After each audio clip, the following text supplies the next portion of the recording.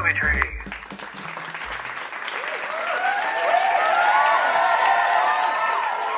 Howdy, branches, and welcome to another episode of the Movie Tree Podcast. And are you ready to get rid of the meal you just ate? Yes, I'm ready to purge. We are about to review the Purge. Fortunately, that's not what we're doing. No, bulimia jokes always hit well. Bulimia jokes have never gone down. Hey, they haven't gone down. Just lost 10 listeners. It's great. If we were on a big company, we'd be cancelled. Anyway, the Purge. Excited? I am actually, yes. Yeah, it's this is another. It's a rollicking good time. You know, this is another little train that could. It is, yeah, exactly right. Little That's a train great way of that's putting good, it. So we got here by climbing the Edwin Hodge branch. He played Todd Hennessy, a very young child in the Long Kiss Goodnight. And he plays the bloody stranger in The Purge. Oh, there we go. So the storyline, a wealthy family, and wealthy, let's underline that word, wealthy family, because that house is fucking off the hook ridiculous. And apparently having works on it, so definitely wealthier. Held hostage for harbouring the target of a murderous syndicate during The Purge, a 12-hour period in which any and all crime is legal. Yep, that's the one. When did you first watch? I believe I got this on DVD when it came out. I thought it was just a cool... Definitely didn't go cinemas for it. Yeah, no, me either. This was a streaming watch, 100% for me. Yep. IMDb has this at a 5.7, which surprises me somewhat. It is horror, but that's still very low. Rotten Tomatoes, 41% critics, 36% audience. So less than IMDb. For what it made, why are the audience that low? Don't know. On a budget of $3 million, it made $89 million.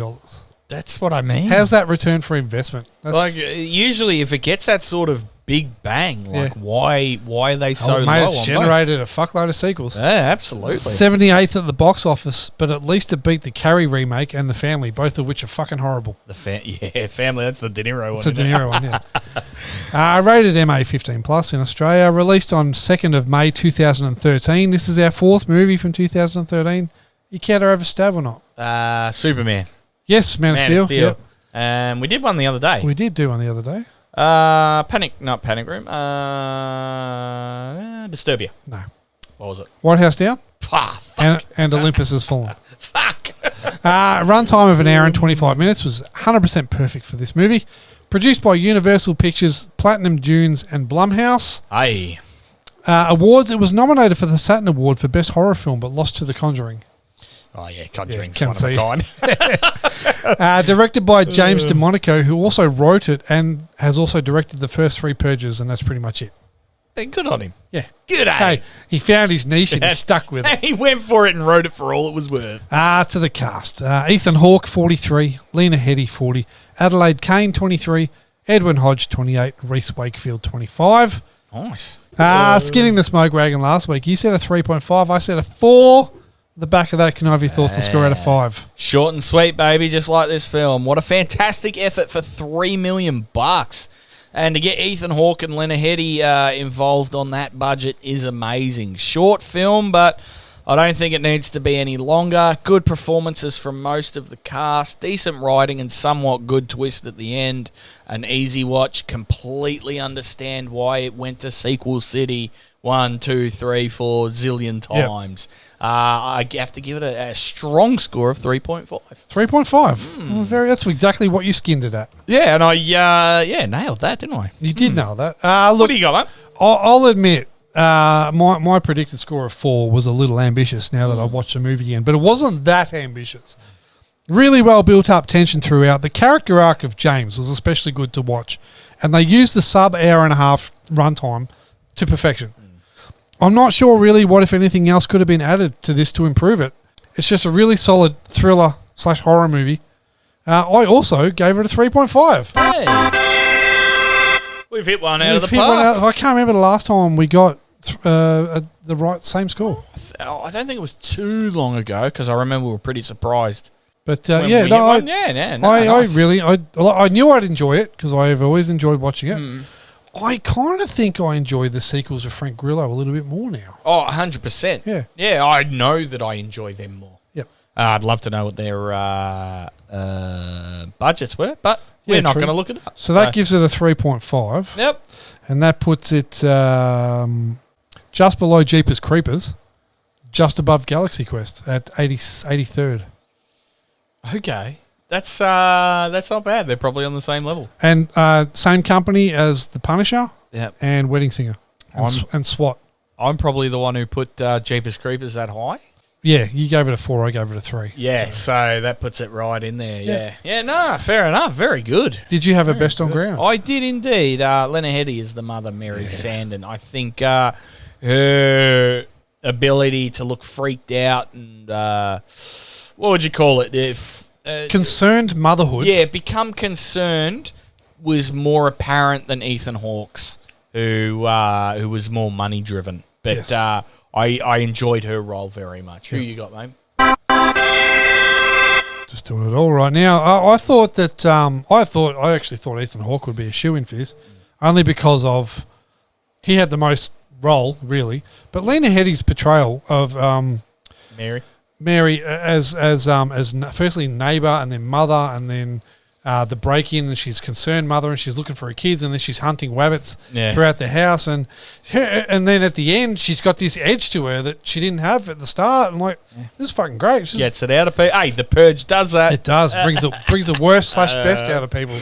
Nice. Did you have a worst on ground? I did. Araja Barekas as Grace Ferrin. I think she pushed it a little too hard at the end for me. I think the whole not blinking and that, like, you're not a serial killer. You just felt the urge in this one moment. So you just went a bit far for me. Yeah. What about you? I kind of had her / the whole Neighbours conglomerate. Yeah. Because I think she had the lead. She kind of struck me, and I can't remember the actress's name, but that whole conglomerate of Neighbours, it's like they said, right, who can we get from the local soap opera to come on to our movie? You know, it struck me as they pulled 5 or 6 Days of Our Lives actors in to do this little bit, and they just weren't up to par with the rest of the movie. Fair enough. So is that you're going the whole cast? I'm going the whole Neighbours. I'll say the same as you, but that whole that whole sort of, she was the leader of the Neighbours, so it sits with her. Nice. Did you have play of the day? I did. James making sure everyone is dead with some good ground shots. The old double tap. Like he's just had a massive brawl with the freaks, like 4 or 5 freaks, gets them down, and what do you do in horror films? You walk away from the probably dead bodies. Not James. No. James makes sure, and he caps, I think, 3 of them with extra bullets before he gets stabbed. He's obviously seen Zombieland. Yeah, which is, I thought, a great turn because he realises how serious this is. Yep. What do you got? I had the pool room scene with James versus the invaders. I thought the tension in this was phenomenal, and the stunt work in this scene is phenomenal, especially by the girl who gets capped with the shotgun on top of the pool table. And like you said, he walks out double tapping with a shotgun, mind you. Yeah, it's just good to make sure. Yeah. That is obviously the bit we both like, though. That fighting back. He takes to purging with relative ease. Does our man? Yes, he does. He felt the need. I feel the need. Goddamn the need to purge. That's good. Would you watch it again? Oh, I will, definitely. Yeah, the first 3 movies are all worth a watch. Yeah. Where'd you watch? I watched this on Netflix. Yeah, you can also... I watched it on Netflix as well. You can also watch it on Paramount Plus, or you can rent it on Apple TV or Amazon Prime. I wouldn't mind if this was on Apple as a box set. You can get the 5-film Purge collection from JB on either Blu-ray or DVD. Fuck, that's not bad. That's not bad. That's not a bad get. Do you want some trivia? Yeah, hit me with some triv. Let's do some movie trivia. Body count. Ooh. Now, this includes the montage at the start of the movie. It does. All right, I'm going to go 50s. 47. Oh, you fucking cunt. Good guess, though. Yeah, not bad. Good guess. Not bad. Ethan Hawke is an old friend of producer Jason Blum and director James DeMonico, and was happy to appear in The Purge to give their low-budget movie some star power. As usual in a Blumhouse production, cast and crew work for scale and receive a percentage of the profits, if any. Hawke reportedly received only $3,000 up front, but due to the movie's worldwide success and the back-end profits, he's probably received a hell of a lot more for it. Yeah, you'd think so. Like, what's his percentage? Just Don't know. Yeah, all right. Do you want some branching? Yeah, And now it's time for us to branch out and decide what we'll watch next week. So these are your 5 options. 5. Yep. Ethan Hawke, Dead Poet Society. Okay. Lena Headey, 300. Ooh. Yep. Lena Headey, Dread. Ooh, Dread. Chris Mulkey, First Blood. As in Rambo, First Blood. And I can tell you that First Blood is a listener request. Requested by Irish Ken. We've done a few Irish Ken ones. Oh. And Chris Mulkey, Cloverfield. Ooh. Okay, definitely between First Blood and Cloverfield. Okay. Not feeling Dread because I just watched it like 3 weeks ago. Not 300? 300 I reckon I watched about 2 months ago. Okay. You just stop watching shit, mate. Yeah, I know. Struggle, eh? And Dead Poet Society, definitely not at the moment. Okay. Not feeling it. All right. You know what? As soon as you said it, Rambo, First Blood. Yeah? I'm feeling Rambo. Whoa, yes. Irish Ken's going to be very happy with that. That's our third Irish Ken request that we're going to fulfill. So, bloody hope he's still listening. Rambo it is. All right. Well, then on the back of that then. Go ahead, skin it. Skin that smoke wagon and see what happens. Now, I am not really and have never really been a Stallone fan, full stop. I mean, I liked a lot of his like Demolition Mans and all those. Not a problem with those. Never been a Rambo and never been a Rocky fan. I have seen it. Yeah. I reckon I've only seen it once. I do. So I'm almost going in blind. I am a Rocco.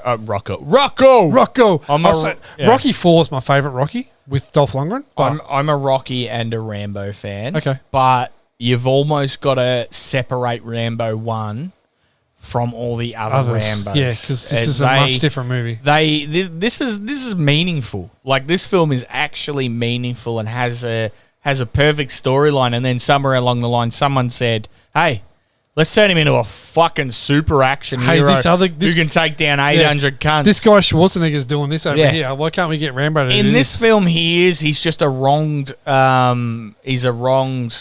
Marine. Yeah. Who knows his shit and can take down like bumpkin, fucking small town bumpkin. I was going to say it's sheriffs. small town USA stuff. And as soon as he gets it into like a bush scene, that's when he starts kicking ass. Like that's what he knows. But then they start taking Afghanistan. He starts picking up 2 fucking machine guns, like those fucking 20 millimeter, 90 millimeter, oiled up to the shit house. Oiled up to the shit house, wearing the bandana and shit. But this one has actual meaning, so I will put this very high, and I will say 4.8. Okay. I think this is every part of it always comes back to it, but like a Jason Bourne type. That's where I put it too. So Jason Bourne changed the game into real life. This sort of changed the story into real life. Like, hang on, just because they're in the army doesn't mean they're fucking heroes. They have problems. They have PTSD. They have issues. They come back and they're not right. Like things that have happened to them, we don't know about yet. So I think this is up there with a great story and great film. So yeah, what do you reckon? What do you got? Oh, I've got it at a 4.2. Well, that's still fucking high. Yeah, I remember bits of it, and I know that it's not anything like the other ones. It's more of a I don't know how you put it. It's domestic, really. You know what it is? As opposed to being foreign. I'll put it simple for you, mate. It's meaningful. Yeah. The other ones are I'll go eat popcorn and watch Stallone do what Stallone does for an hour and a half. But this one, you're like, I'll go watch this and I'll fucking learn something. Yeah. So yeah, 4.2. Nice. Very good. Nice. Very good. Get us out of here, kids. There he is. He's spot on lately. He might be sobering up. He might. Or he might be getting drunker. He might be in that sweet spot between sober and drunk. If you know someone who might like to listen to us and share an episode with them, you can drop us a line by email to movietreepod@gmail.com. Check us out on Instagram, Facebook, TikTok, and YouTube. Check out our topic episodes every 2 weeks on a Thursday.